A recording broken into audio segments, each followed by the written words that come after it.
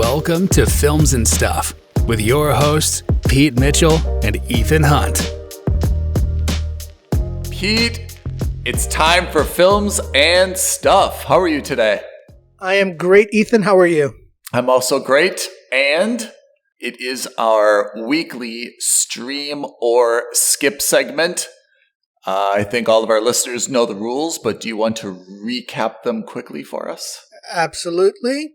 Ethan has prepared a list of shows he wants me to watch. I have prepared a list of shows I want Ethan to watch, and these are all shows that we would normally never watch. We watch at least 2 episodes of each show, and each show is selected by a random number generator. And based on those 2 episodes, we give a quick fire review as to whether we think it's going to be a skip, a mooch, or a must subscribe. That's right. And until last week, Pete was riding a Las Vegas style hot streak. and then the show Tell Me Lies on Hulu slowed him down. The house won and reclaimed a little bit of its money. But yep. Pete, I think you're back on a hot streak, right? Well, let's see. I watched Narco-Saints on Netflix. I like the title. Yep. And as we discussed, it's a good title. It's got a lot of the right SEO buzzwords in there. That's right. Netflix has done it again. This is another Korean drama. Oh, no way. Yeah. So this is... From that title, you would never guess. Absolutely not. And it's funny because the show was recommended to me actually a couple months ago by my sister. She thought that it would be good for me to watch it and then also discuss on this podcast. Oh. And hilariously enough, here we are 2 months later. The random number generator. She beat it to the punch. Yep, that's right. So the premise is you have a working class guy in Korea who is struggling to make ends meet. He supports his family, like his brothers, his sisters. He ends up, kind of getting married for the sake of convenience, as in, a wife will help him take care of the kids and split the household. Rent. Yeah. Not even with the rent. Literally just administrative and cleaning work for the house while he goes out and does the work so that he can make enough money to do whatever he can.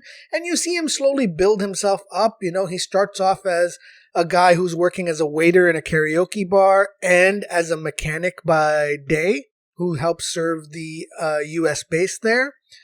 And then eventually he's able to buy the karaoke bar. He's still in quite a lot of debt, but he's able to acquire the karaoke bar. So he's working his way, but he's doing it slow and steady. It's kind of like, the old school American dream, right? Which is you start small, you take small steps here and there, and then maybe you're able to buy a house, maybe you're able to buy a business, and then you keep going.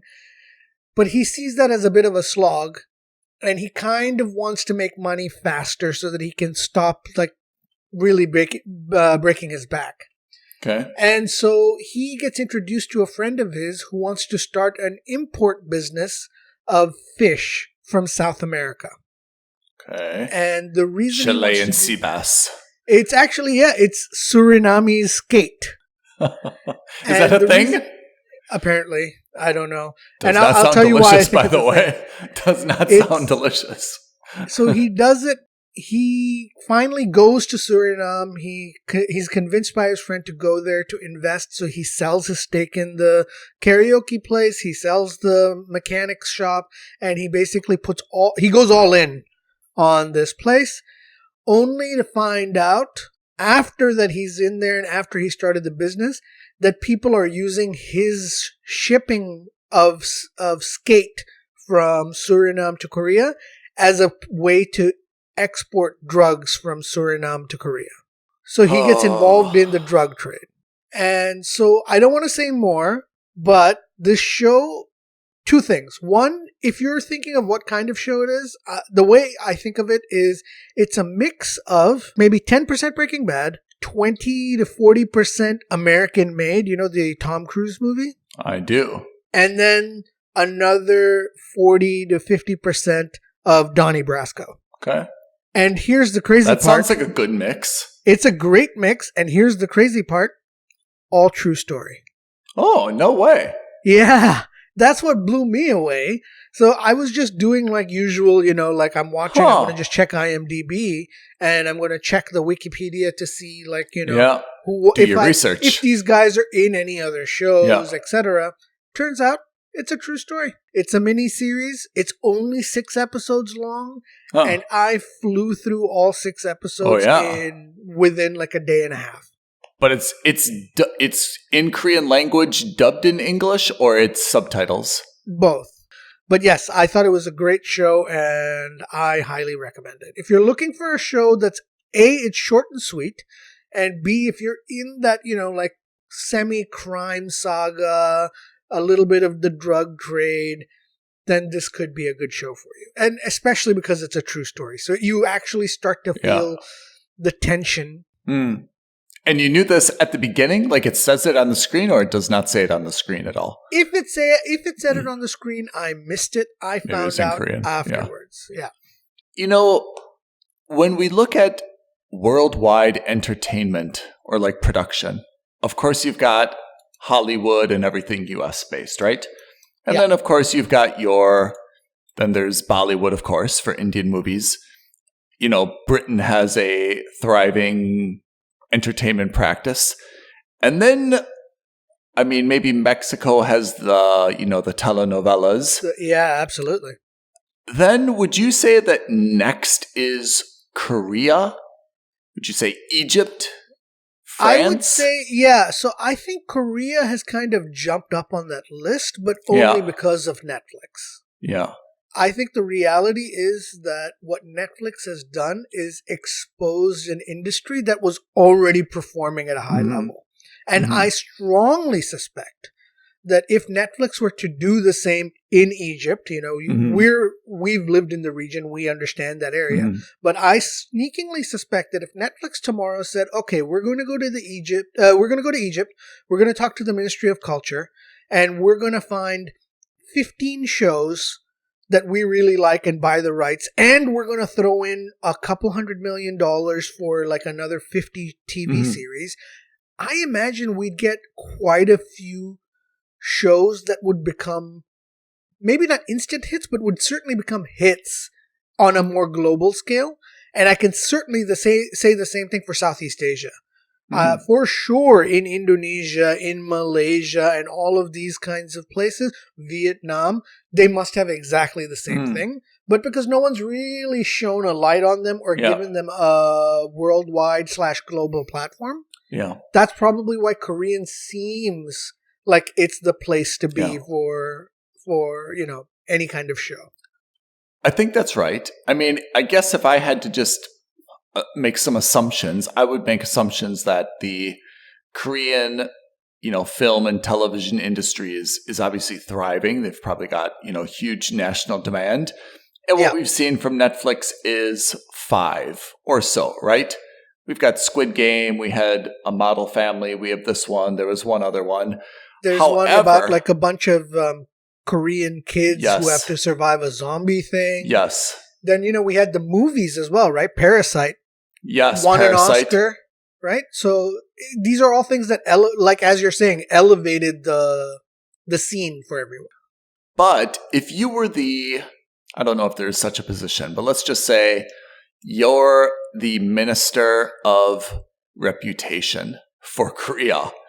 Would you be a little bit concerned that it seems like most of these have a lot to do with kind of crime, violence, families barely making money, and in order to kind of get out of this debt trap, they get involved in something like this? Again, we've just named 5 to 6 that we've seen on Netflix, but they're all kind of along that genre, right? Yeah, but to your point, again, on paper, you're right, but let's compare that to Western media. We're looking at industry where we're talking about whole-scale corruption in the banking industry. Yellowstone, where they have no qualms about murdering people in their ranch. We are afraid of Montana. Succession, which is Montana in New York. Yeah. Right? Breaking Bad, which is also about the drug trade. So think about all the ones that Yellowstone all and the in New Mexico. all the really successful, like, top 10s of the last 10 years have also been maybe not the best looking for the US either, right? Or even for the UK for that matter. Very few of them are like Bridgerton's, which is like, okay, it's like a gossipy thing. It doesn't really reflect poorly on society. You know what I mean? Very few of those shows are like that. I think the ones that are really big hits are the ones that Mad Men. Look at all the misogyny in Mad Men. Look at all the sexism. Look at all of that kind of negative atmosphere that it created too. Or not created, but depicted as well. Oh, man. If you're ready, that is transitioning to my stream or skip assignment. Because I had a good segue. I had HBO's Euphoria. Although I knew very, very little about it, I had, just generally heard a lot of jibber jabber. It was. Even I remember watching like an interview with Tom Holland and Zendaya, and they were talking about Euphoria. He was saying like, "Hey, you got to get me like a cameo on Euphoria." I always knew that it was something on HBO. I knew that it was a little bit popular, and I knew just generally, and I'm not really sure how, that it was like a little bit explicit. It wasn't Party of Five. It wasn't, like a wholesome family show. It was a little bit explicit. And it is so there's 2 seasons out now. It launched in 2019, kind of pandemic-y time. It's been renewed apparently for a 3rd season. It's called An American Teen Drama. We know that the main character is Zendaya, who plays a recovering teenage drug addict. Good God. Which automatically. So let me dive into the good and the bad. The good, it is very compelling entertainment television. It is not boring. It's very good acting. Everyone is very attractive, but not like, they didn't just pick like the 5 like most beautiful women. Everyone kind of plays their character very well. They're all different styles, but everyone of course is very, very striking. Men and women in this show. They are supposedly in high school. It's a little bit like Industry, where the story is fine, but it's a little bit overwhelmed by the explicit drug, sex, nudity, very adult themes in here. And I have to say, no one's ever confused me with being, conservative. But even for me, I have to say it's a little bit much. I absolutely would not watch this with my mom. No way. I have to say, I don't even think I could watch it with a girlfriend. It's not uncomfortable, but it's really out there, Just watching it by yourself, it's hard to turn off because at the end of the day, we are animals, and if there's going to be a lot of nudity, it's kind of appealing to watch that, right? The content is graphic and it's interesting. I have to say it's hard to look away, just like when you drive past a car accident on the freeway, right? They call it the rubbernecking. It's hard to look away. You like to see carnage, and that's obviously intentional by the producers. They know what they're doing, and it's successful in that way. That being said, I'm not sure if I'm okay with it. Yes, it's a very good TV show, like in the sense that I'm interested and it's got a storyline and I'm following it and the dialogue is smart and everything. I'm not sure I'm okay with this content, though, I have to say. On a moral basis or like on a story basis? Like in what way? It's kind of like this backhanded thing where they're saying we're trying not to glorify something. We're trying to show, the different challenges, faced in teenage culture right now and how drugs are bad and all the negative consequences. But I have to say, I feel like it glorifies it a little bit. Even though it's saying it's not glorifying it, I mean, it is in a way, you know? All the characters end up okay, and they're all fine. And yes, there's family drama and bad relationships with parents and stuff, but I still feel like I don't think there's anyone who watches this show who says, wow, this has scared me straight. Or, wow, I'm never going to be like this. Look how terrible it turned out for all these, characters. I feel like it kind of makes us stuff in an implicit way, like, not so bad. You'll be fine. It's just a phase. You'll get through it. And a lot of these topics are like really, really, there's a lot of stuff about sexuality, and that's, I guess, life. And I don't want to be like prudish about it, but I'm just not sure if this is a show that improves society. I've read a lot about it because I had the assignment, and a lot of the supporting discussions are, well, these are really important topics in our culture, and, this show is a way to open a dialogue and make people understand. And it's hard to argue with that, but at the same time, I'm not sure that all of these things need to be just portrayed so graphically and openly. And again, I think that in a lot of ways it glorifies or glamorizes, or even, I don't want to say condones, but it kind of explains away like some of the nastier elements to things like this. Right. So in terms of entertainment, if I'm on a desert island and all I've got is Euphoria to watch, I'll gladly watch it. I'll probably burn through 2 seasons, and I won't notice that I'm being sunburned and I'm hungry and that coconuts are falling on my head and all the other things.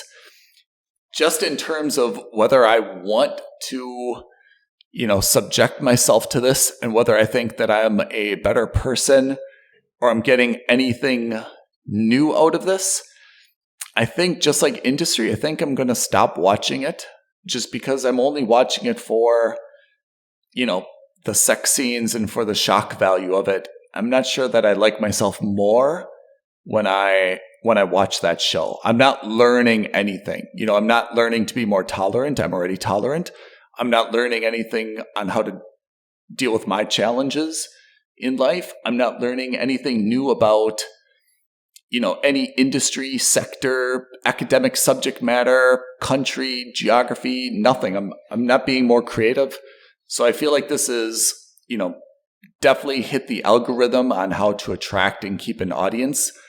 I'm not going to watch it because I just don't think that it's for me. But in terms of a entertainment show, acting is great. The production value is great. The storylines are compelling and interesting.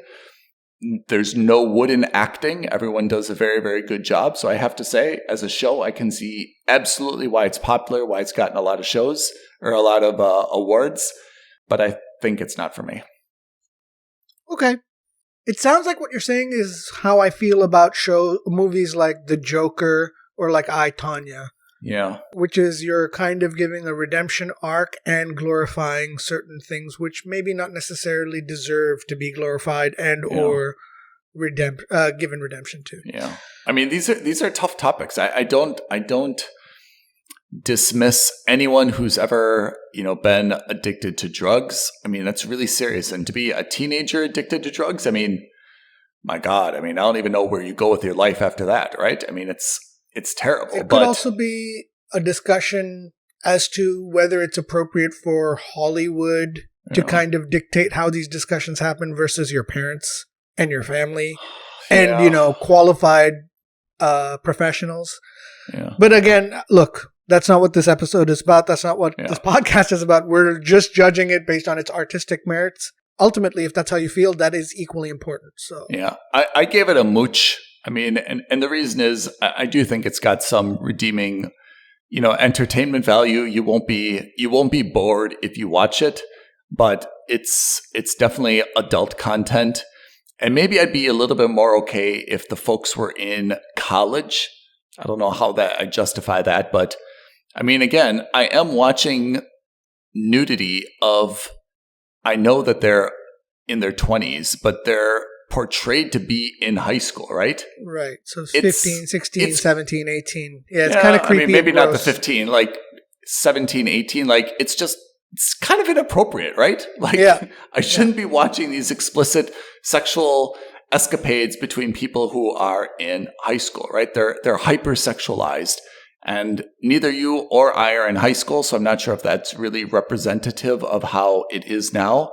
I'm sure there's some truth to it, but I would expect that if you take 100 high school people, this is not representative of the vast majority of them. Yeah. In any case, that is my assignment. Euphoria, HBO Max, Zendaya. I give it a mooch. Yeah, a mooch for Euphoria and a must subscribe for Narco-Saints. All right. What does our random number generator say for our assignments next week? You are going to be watching what is quite possibly Steve Martin's final televised or even movie show ever in Only Murders in the Building on Hulu. I've heard of this.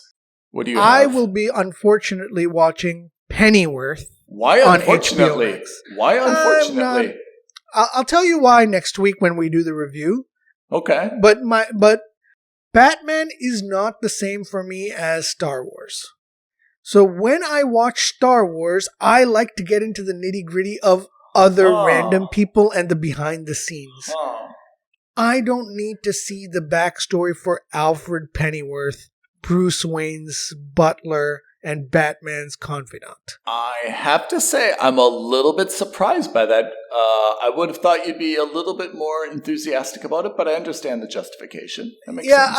I think that Batman on his own is such a vital character and such an interesting character, and more importantly, even the cast of sidekicks around him, because like right now, the Batman has like the Bat Family and Batman Incorporated, so you've got Batgirl, you've got Robin, you've got the Red Hood, there's like all of the different sidekicks have kind of come together to create the Bat Family.